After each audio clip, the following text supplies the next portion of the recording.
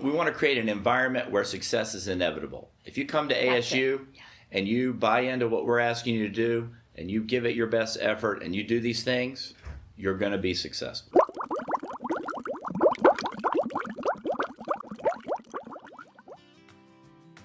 Welcome to Champions Mojo Weekly Podcast, where your hosts Kelly Palace and Maria Parker share with you what it takes to be a champion.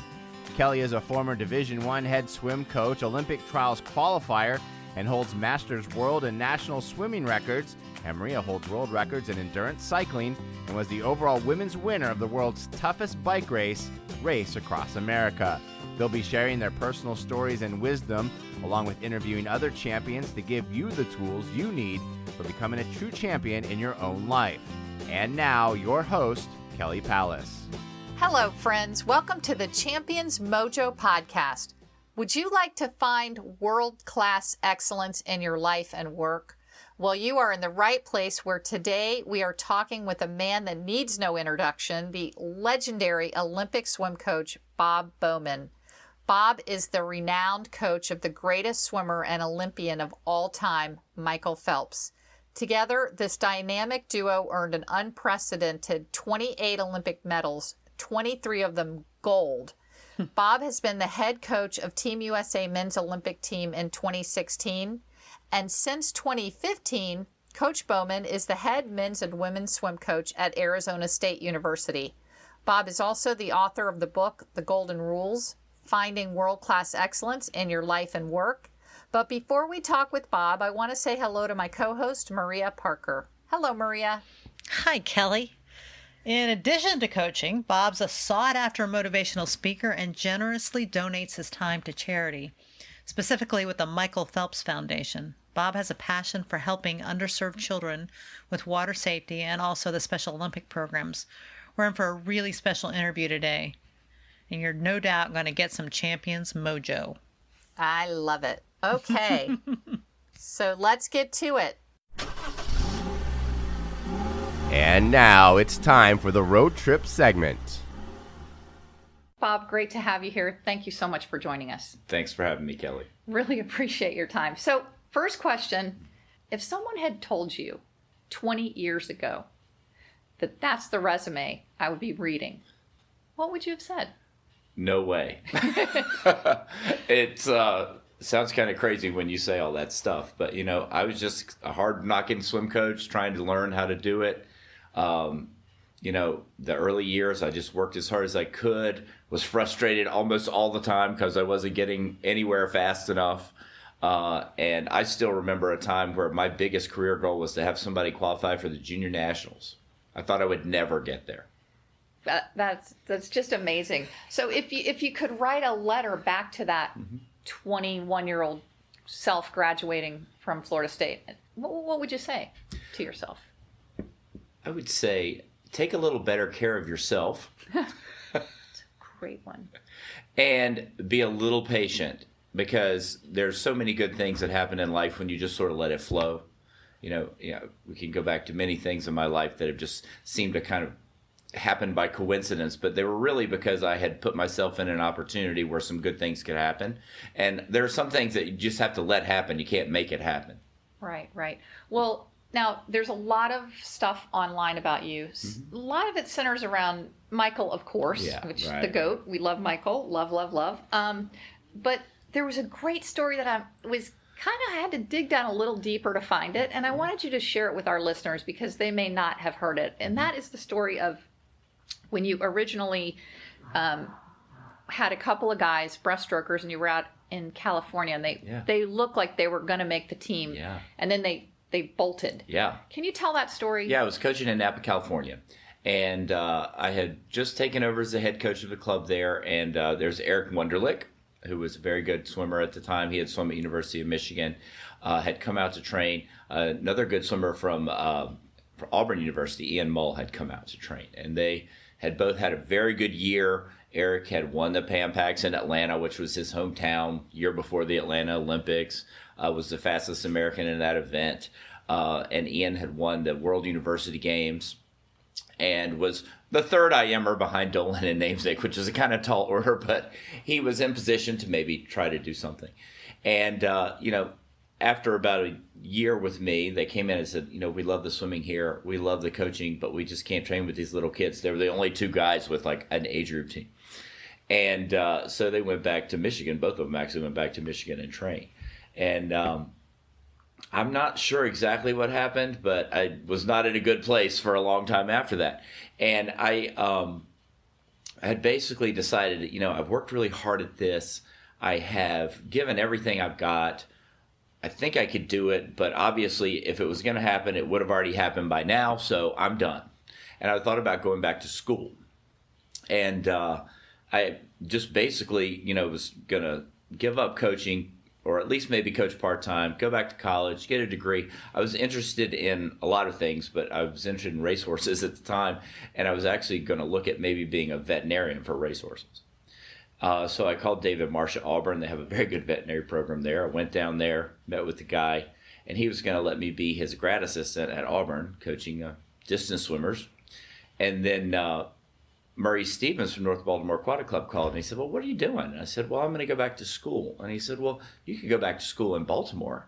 And I was like, well, I already set this thing up at Auburn. And he said, well, how much is he going to pay you? I said, $10,000. He said, I'll pay you $35,000. I said, I'll be there next week. So that's how I ended up at North Baltimore Aquatic Club, basically so I could just transition into whatever is going to be next.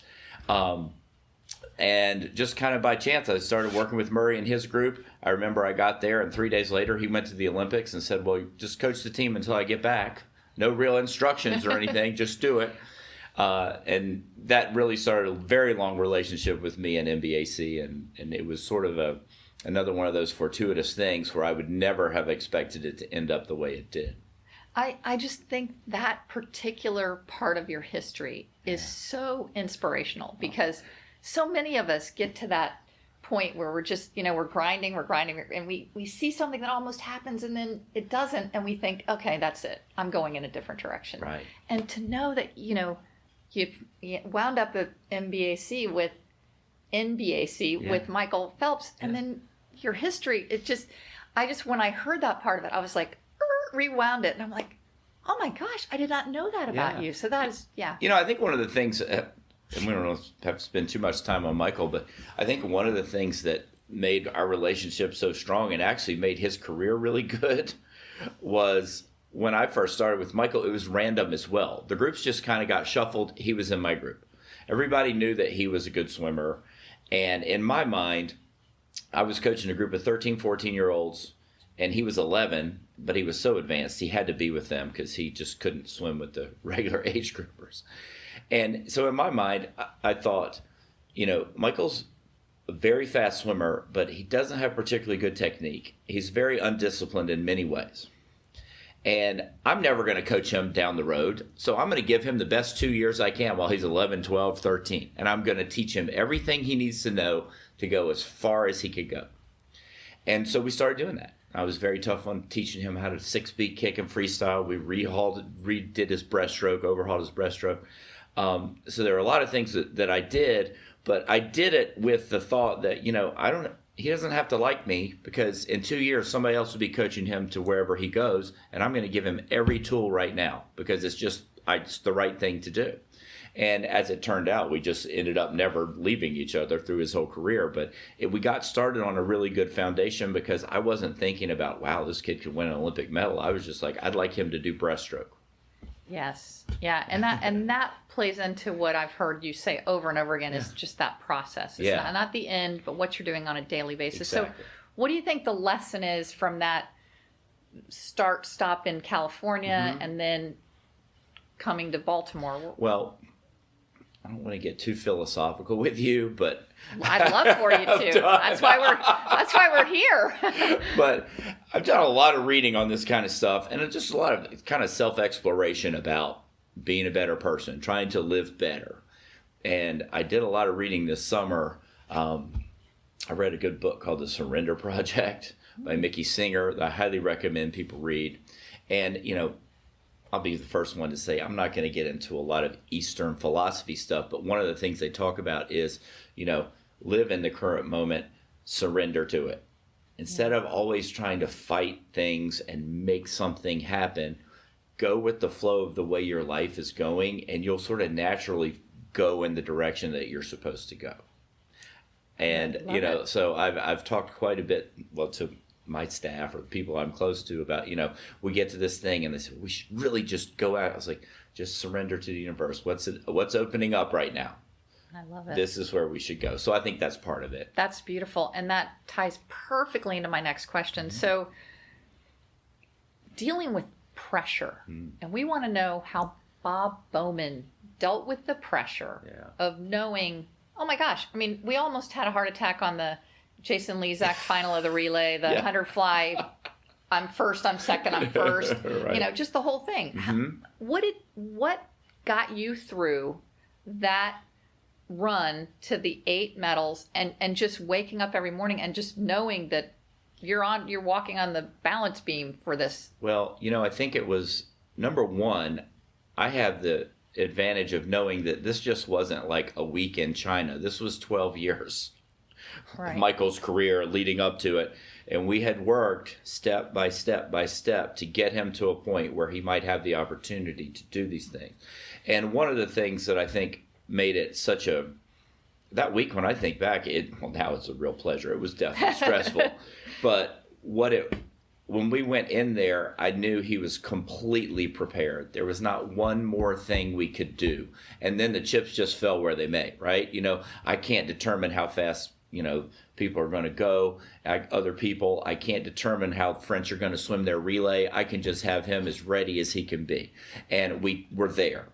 And I told him beforehand, I said, we hardly ever talked about winning 8, but I said, if somebody's going to win 8, you're going to have to be 100% prepared, which we are, and you're going to have to get a little bit lucky.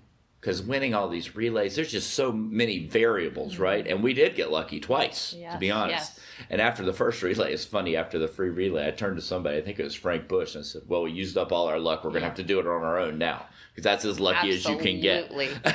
But so I think there was definitely huge stress.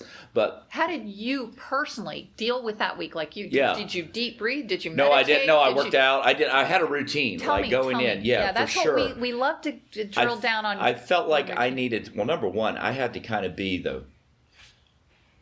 I had a lot of good experience in 2004 doing this big program, and the first time that we were in the spotlight, and I felt like it was a blur. We got in 2004, and I was so busy trying to stay on top of every little thing that I didn't, and there were some things that came up that we didn't expect, that when I think back on it, I can hardly remember anything about. So when I went into Beijing, I was much more experienced at the whole process of what was going to happen, and we had it completely mapped out. So we had been rehearsing it at meets beforehand. We knew the timing between the events. We had done the triples. So there was a whole list of things that we were focused on. But this time, instead of saying, okay, what do we got to do now? It's like, okay, race 1 done, swim down, doping control, media. You have this much time for the ice bath. Dinner's at this time. Go to bed. See you in the morning. It was more automated. So I didn't have to worry about that so much. So what I did was I took 10 minutes every morning when Michael was kind of just stretching, and I would go into the pool and look around and try to drink everything in there so that I would remember it. And I actually really remember everything about it. It's crazy when you kind of consciously do that. And that actually had a calming effect on me. It didn't really get me too fired up. It was like, wow, this is super cool. Like, not many people are ever going to be in this position. We're here. Things are going okay. Hope today goes well. We're really trying to take it moment by moment and not think ahead or look back on what we did.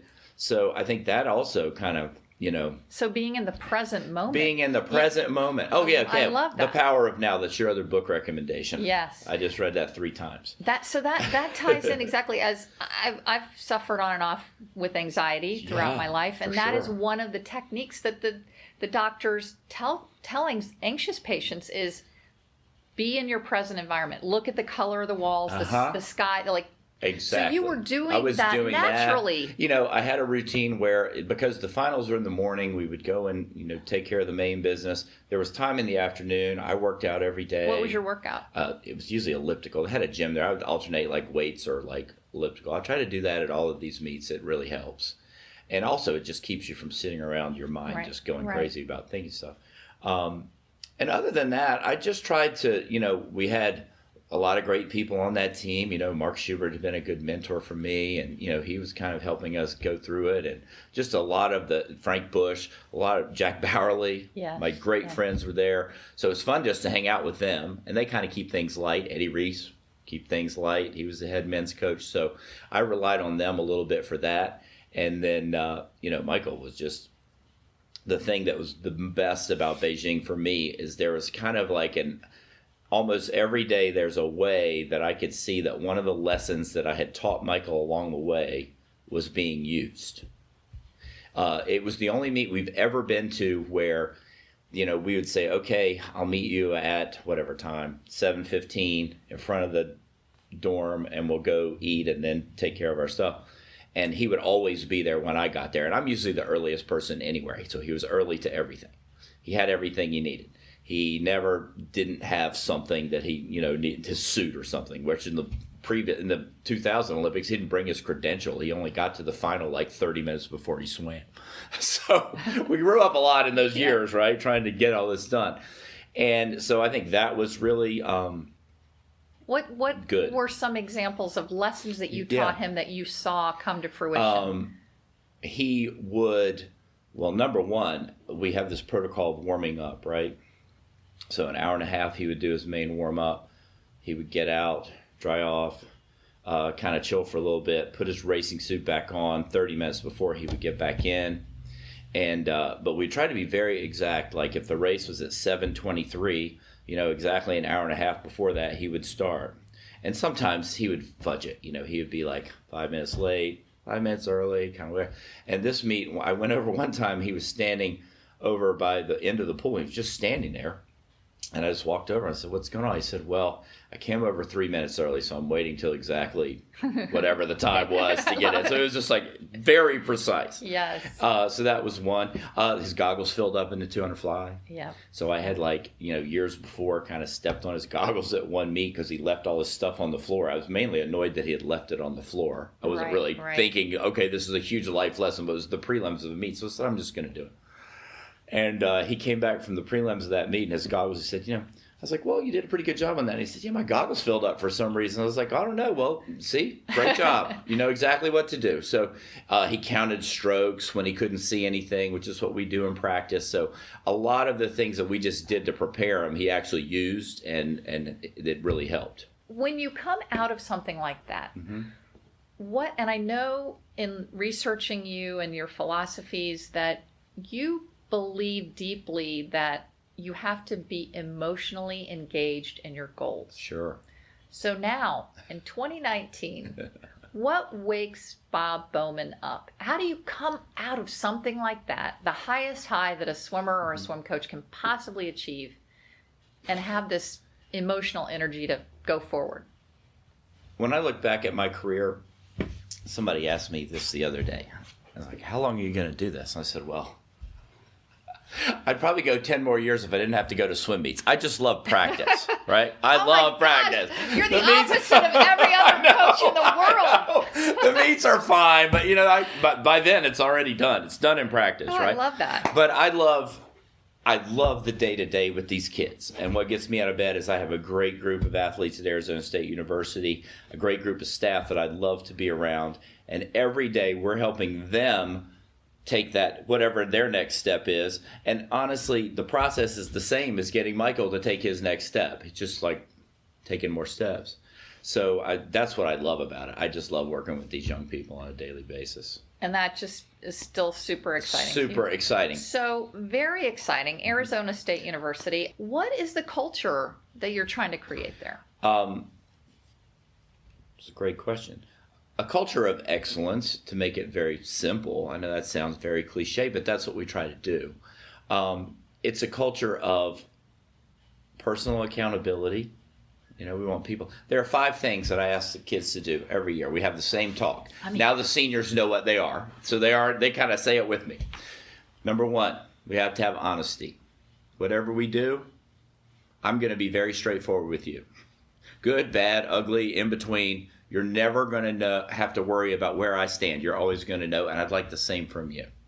because that's the foundation of any healthy relationship, right? Honesty. Absolutely. Number 2 is accountability.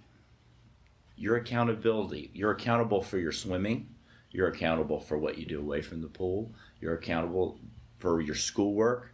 All of these things, right, end up to something called integrity, right? Honesty and accountability, to me, are integrity. Put those two together. So that's very important in our program.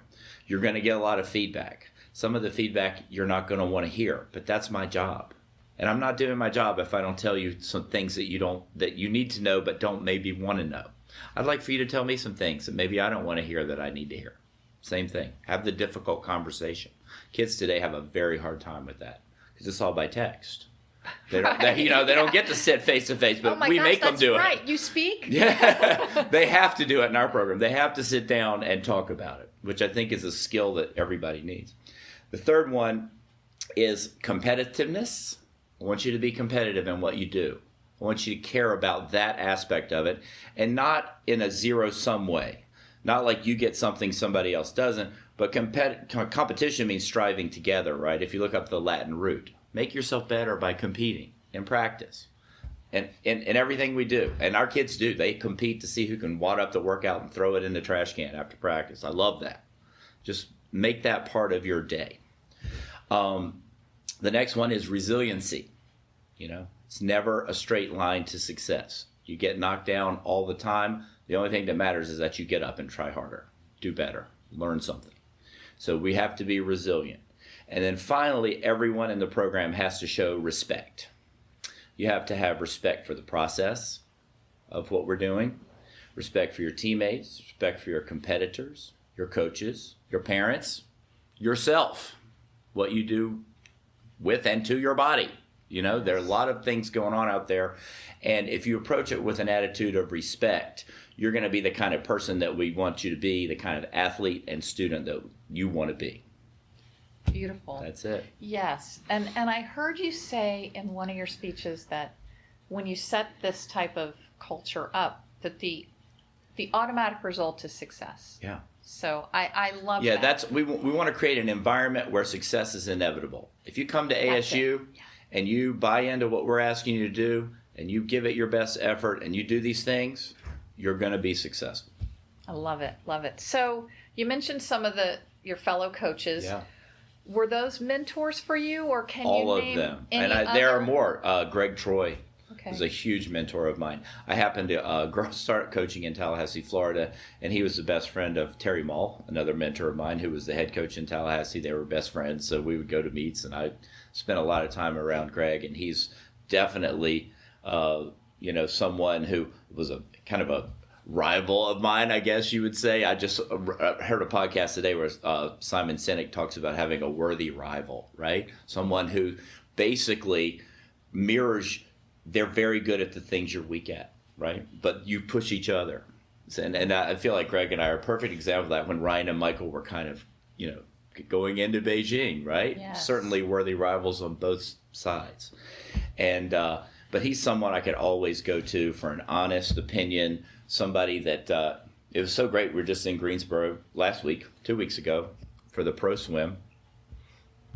And, we sat down, talked about so many things, but, he actually asked my advice on some stuff, which is kind of cool for me, because I'm always asking him. Oh, come on, He's like, Mom. what do you think about this? I was like, wow, okay, I really want to.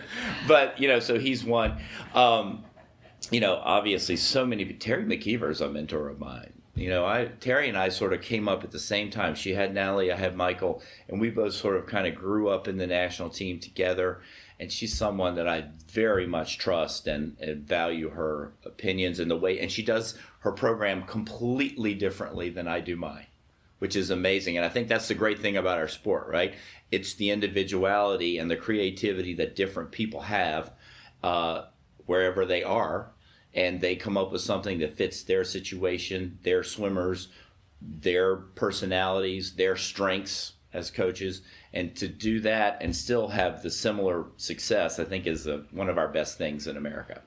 Yes, doing your authenticity, Yeah, exactly. living your life authentically. That's beautiful. With your own rituals and routines, you said a little bit when you were in Beijing under high pressure. on a day-to-day basis, so having talked with a lot of Division I, top program coaches, especially those coaching 2 programs, right? So the big combined job. programs, huge job, lots of stress. What do you do on a daily basis of routines and rituals that kind of keep you healthy mentally and physically? Oh, I'm actually doing way better on that. Was this the letter to your? This is a letter to my early self. You got exercise, do eat something that's not terrible for you. All that kind of stuff. So what I do is every day I get up at the same time, about 4:45. So I'm an early riser, and most days, almost every day, I'm up before the alarm because I'm on a schedule. Go to bed about 8:30. That's a great routine. Yeah, but it's a good routine, Yeah. and so I have good sleep, and I've been monitoring it. So now that we have all this stuff, the watch that charts everything. Apple Watch can tell you what to do. So I get up, and Monday, Wednesday, and Friday I go to practice. We have practice at 6 o'clock until about 8, depending on what group. Sometimes 7:30. And then on Monday, Wednesday, Friday, after that, I will lift weights. Our strength coach comes up with the program for me, and I go in there and do it. Sometimes I don't like it. I still do it. Gosh. He kind of makes me do stuff I That's don't want to do. It's not that intense, Well, I mean, but it's having good. a college weight coach makes your workout. It's great because I get a feel for what the kids are like. So that's Monday, Wednesday, and Friday. On Tuesday, Thursday, I don't have practice, so I immediately go to a pool near my house and I swim. I've started to swim recently, and it's been amazing. Like this summer, I started to swim. Do we have a master's meet in your future? We do not. We do not. Okay. But I love it, and I can't believe that I went for 30 years without swimming. And I started at 500 yards. I've done 2,500 a couple times. What's your pace 100? What's your base 100? Probably 130. Not even that's, that good. wow, that's highly respectable. When I'm working really hard, it's about 130. So I don't try to push no it. fins? No, I don't use fins. Beautiful. I pull. I'm a good puller. Well, you're and a I'm former distance pretty guy, good right? kicker. But so I swim. So the bottom line is every day except for Saturday, I take one day where I don't exercise. All the other days I do some kind of formal exercise. So that's one thing. I've actually, I don't know if I should get into this, but it's kind of good podcast fodder. Yeah. I've been experimenting with intermittent fasting, and I really like that. We just did a podcast on it. I love it. So our listeners know all about today, it. And it's very easy in our lifestyle because I go to bed early. I probably stop eating at 6:30, and I don't eat until noon the next day. So most days I can get that, and it's just I have better energy, which I didn't know. And honestly, you kind of learn that maybe eating's just a habit. You don't I don't feel deprived or anything, and then just also, if you listen to Dr. David Sinclair from Harvard, he says it resets your genes, right? It's kind of an anti-aging thing. Yes, autophagy. Yes. It actually eats up the dead cells. Exactly. And lowers your blood sugar, lowers your blood pressure. So there are a lot of good things. So I'm doing that. On the days that I swim, I come back home and I'll have about an hour and a half until I go to the pool. And usually when I get back, I read something for about 30 minutes.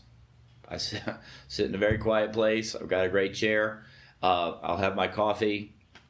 I had a knee injury, so I put my TENS unit on for 30 minutes and read. I just read a great book called Essentialism by Greg McKeown.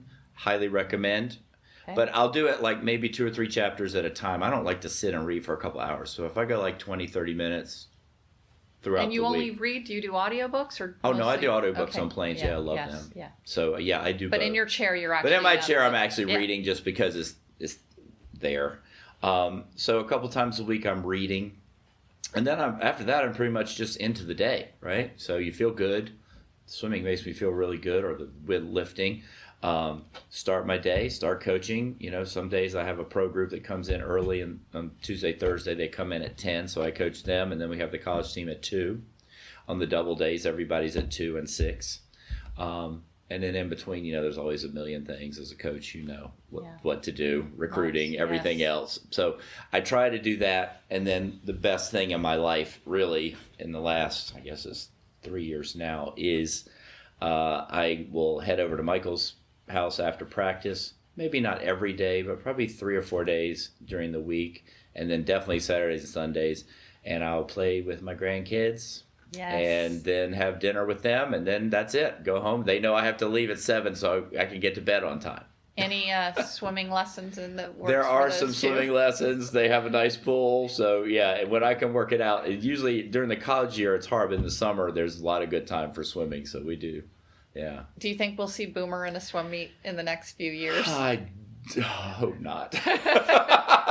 He's a very good swimmer. You might have to go another 20 years. He is Bob. a good swimmer. No, they keep saying, Grandpa, you're going to have to stay for. I was like, I'm not sure Grandpa's going to make it to Boomers. But they love the water, which is great. And, Boomer, I wouldn't characterize him as 100% water safe, but he's almost. And he's 3 years old, so that's really good. That's really young. And, the other ones were Beckett's just starting. And then, of course, the new one hasn't been in the pool yet, but he will be soon. But, so that's a kind of a thing that is I don't know. I feel like when I'm with those guys, my heart rate comes down. You could just say that's what you do for your super emotional health. And another thing with the kids, we talked about being in the present.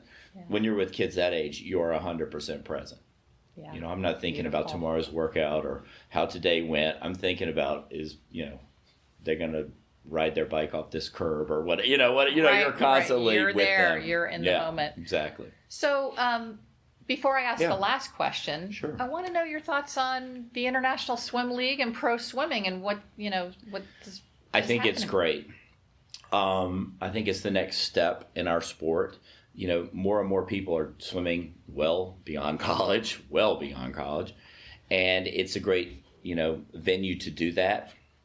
I think that in the bigger picture, we have to figure out how all of this fits into the FINA calendar, all of the other things that are out there, because I personally feel like the menu's a little big right now. We need to kind of get more organized on when certain things are going to happen so that the athletes that are doing all this stuff can still do the consistent training that they need to do to improve. Maybe partnering with the Exactly, ISL, yeah. I just think there needs to be coordination. Yeah. There are currently so many options, and, I understand these guys can go and make good money. It's their living. Right. But, are you making the money at the expense of the big money later? There are trade-offs, and I respect everybody doing that. And I have some athletes that are in the ISL. I have some that chose not to do it this time. But it's been great for the sport. I think just from raising the profile of it, it's very good. What do you think the biggest changes in the swimming world have been in your tenure that have really changed the sport? Wow. Well, professionalism for sure. I remember when I was swimming and even up until maybe even the 96 Olympics, if you graduated from college, you were done swimming. You might go 1 year if the trials were the next year, but nobody was staying 5 or 6 years. Right. That was just, you were done. So I think the introduction of being able to have professional swimming has definitely changed it because so many people are staying in it longer. It's changed the dynamic of what college swimming is now. College swimming is now a step in the development of swimmers. It's not the end. It used to be the end, right? You swim and that would be it. So I think that's a huge change. I think technology, the suits, we've had so much that had to do with that. That's been a big change. Those are probably the two biggest ones. Yeah, I love it. Yeah. So, last question. Is there anything I haven't covered that you would like to cover? I think about, people ask me all the time why I'm at ASU.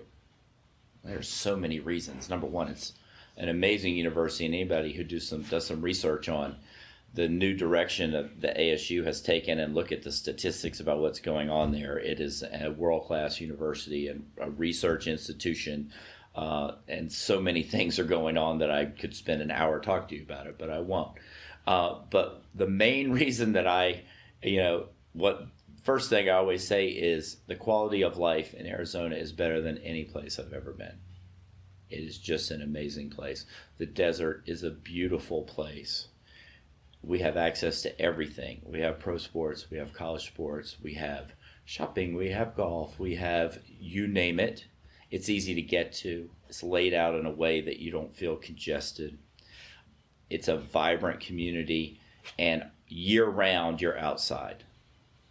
And there's really nothing better than that. That's I'm sold. Come on out. Yeah. Particularly now. Beautiful. Yeah, absolutely. Wonderful. Okay, so those are the hard questions. Sure. Now we're just going to do a little fun round.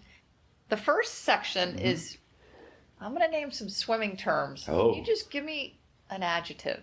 Okay. The first thing that comes First thing that comes to my mind. First thing that comes to mind. Okay. Ready? Take your fire. Technical suits. Fast. The fifth stroke. Underwater kicking. Perfect. Backstroke starting ledges or wedges or whatever we call them. Another way that we have taken the advantage of people who really learned a skill and given everybody that skill. International Swim League. Innovative. Lochte rule. Dumb. Dom. Thank you. Guy. Michael Phelps. Goat. Goat. Katie Ledecky. Goat. Female goat. Female goat. Arizona State swimming and diving. The future. Tokyo 2020. Here we come. Here we come. Okay. Now these are just the ones that we ask everybody, and I just like to know them. Cat or dog? Dog. Milk chocolate or dark chocolate? Dark. Kickboard or no kickboard? Kickboard. Thank you, Coach. Mountains or beach? Beach. Football or baseball? Football. iPhone or Android? iPhone. Coffee or tea? Coffee. Morning person or night owl? For sure morning I person. think we already answered that. Texting or talking? I'd probably say texting, but I should be talking. I love it.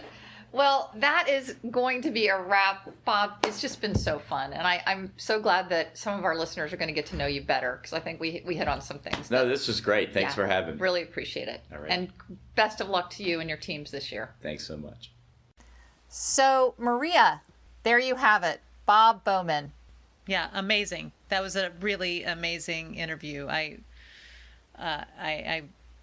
really, I wrote down so many things that he said.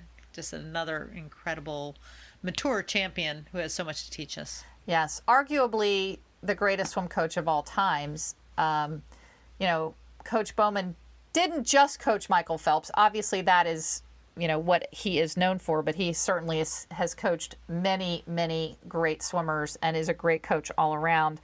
But there were so many takeaways. We're going to still try to stick to our 2 and 2.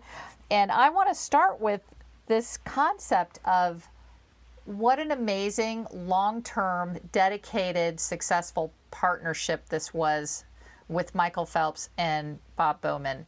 So, they started together many years ago when Michael was 10, and, obviously went through ups and downs and ins and outs. But at the end of the day, I think we all know that Michael Phelps is an unbelievable champion and has unbelievable, work ethic and mindset and goal setting and vision and all those characters that a champion has. And I think this gave me a little insight into, of course, I always knew as a fellow swim coach, Coach Bowman, he's a great swim coach, but I learned a lot more about him and see that he's equal the champion. He has equal characteristics of being super dedicated. And, while Michael went through that many year period where he never missed a swim practice, Bob was there too at every practice. So I think when you have two extraordinarily dedicated, hardworking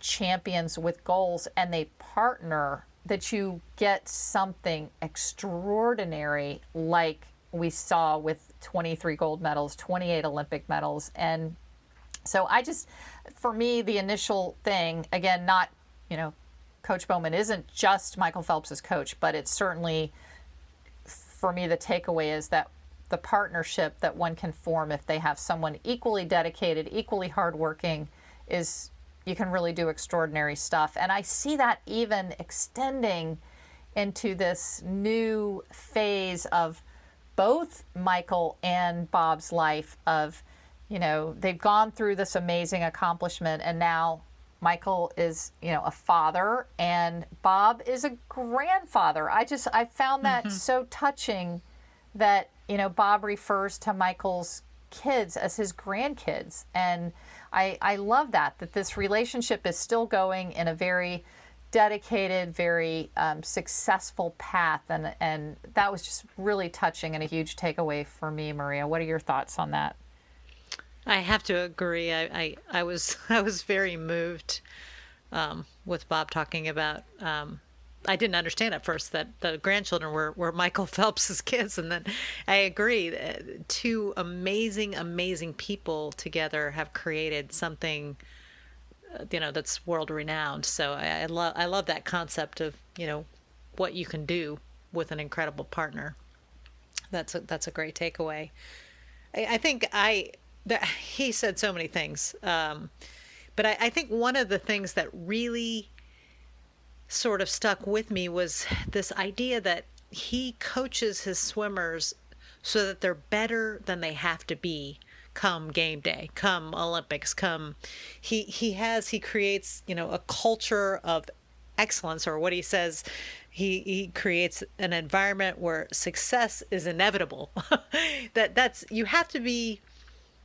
a lot of pieces to put together, but I have no doubt that Coach Bowman has done that in the past and continues to do that with the students he coaches now. And I'm very inspired by this concept. Again, it's like the 24/7.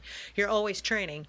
You're whatever, and the environment that you're around, the people that you compete against, the discipline that you bring to every practice, that everything that you do is part of this environment where success is inevitable. And he brings his athletes to their events so good that they're better than they have to be to win.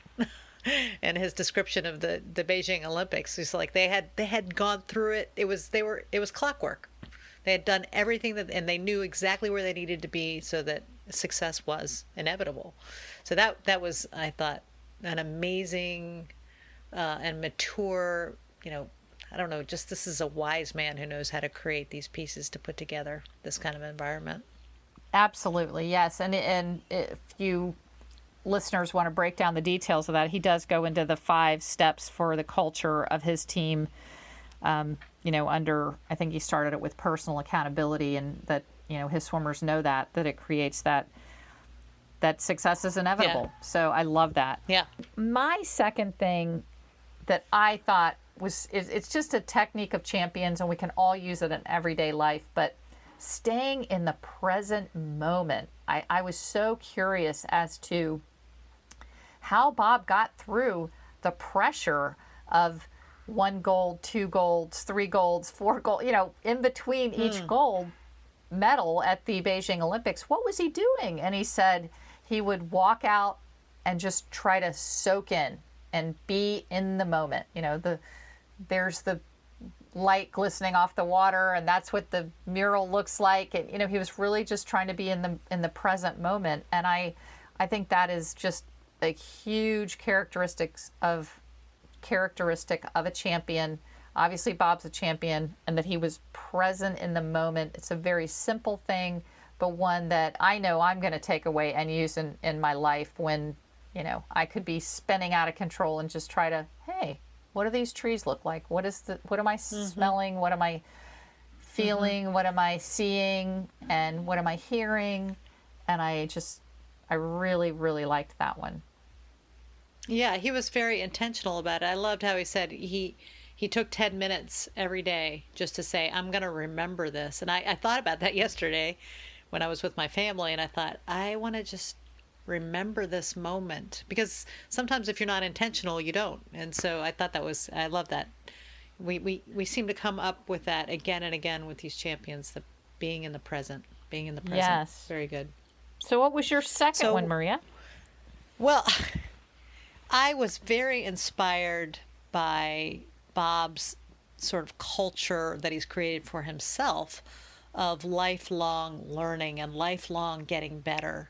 He joked in the beginning of the interview that if he were to write a letter to himself, his 19-year-old self or his 22-year-old self, was to take better care of himself. But he's obviously taken that advice to heart, and he his his personal routines read like a list of things you should do. He reads 30 minutes a day, he does intermittent fasting, he gets into bed early, he lifts weight, he does cardio, he reads the hottest and best self-improvement books, out there. He quotes them all the time. He is a person who continues to get better. And that, when I see that, that always inspires me. We can always grow. And he's being deliberate and intentional about his personal, mental, spiritual, and physical growth. I thought that was amazing. Yes, very, very inspiring. And one of the questions that we had for him was, what drives you? Now that you've got this big goal, what drives you? And so this is a man that still has extreme passion for life, passion for coaching at Arizona State University, passion for bringing up new champions there, and also just growing himself to become a better coach, both physically, emotionally, mentally. I mean, he's really, obviously a champion. So and very, very comfortable with who he is and with himself. Yes. Which comes, through a lot of life's learning. And that was the fun thing about listening to you chatting with him is, obviously you enjoyed it. He enjoyed it. He's in a good place. And that was really fun to listen to. Yeah. And I have to say, in summarizing the whole interview with Bob, he was so fun to be with and easy to talk with and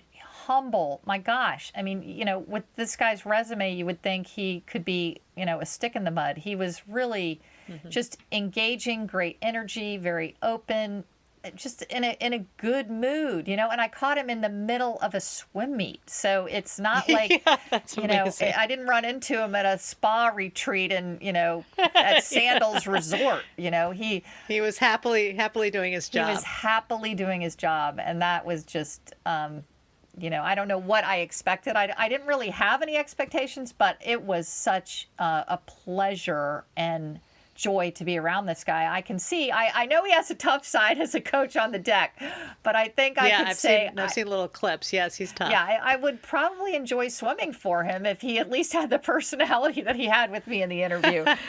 Maybe not when he assigned me, 10 500s on 5:30 or something, but yeah, that culture of excellence can be painful to get through. Absolutely. Well, there we have it. The interview with Bob Bowman, and one of my favorites. Just very, very exciting. Yeah, it was a great interview. Thanks very much, Kelly. All right, love Maria, you. love you too. Talk to you later. All right. Bye-bye. This week's Quote of the Week comes to us from Bob Bowman. I think that is a great thing about our sport. It's the individuality and the creativity that coaches have to come up with something that fits their situation, their swimmers, their personalities, their strengths as coaches, and to do that and still have similar success, I think is one of the best things in America. We are so grateful that you spent this time with us today, and we hope that you heard something that inspired, motivated, and educated you. Signing off for myself and my champion co-host, Maria Parker, we hope you'll join us again soon, and we know you can be a champion. Thank you for listening, and please see below for a copy of the show notes for any links or important information that we've referenced here. You've been listening to the Champions Mojo podcast, designed to make you feel inspired, motivated, and educated. Subscribe to the podcast on iTunes, Spotify, and Google Play. Also visit championsmojo.com to learn more.